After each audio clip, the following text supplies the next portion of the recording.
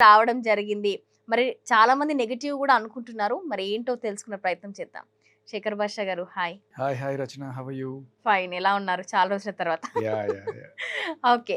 స్ట్రెస్‌టీ గురించి హ్మ్. మీకు తప్ప ఎవరికీ అంతగా తెలీదు. మళ్ళా విత్ ఆధారాలతోని ఉంటది మీ దగ్గర.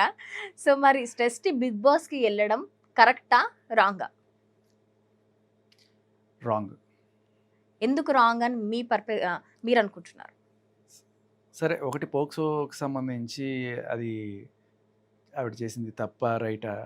సో, నా దృష్టిలో అది తప్పుడు కేసనే నేను దానికి సంబంధించిన సాక్ష్యాలు తీసుకురావడం జరిగింది.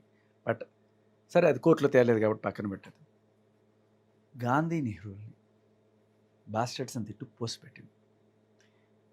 సో, ఇటువంటి వ్యక్తి గనక బిగ్ బాస్‌లోకి తీసుకుంటే మరి మీరు సభ్య సమాజానికి ఏం సందేశం ఇస్తున్నట్టు?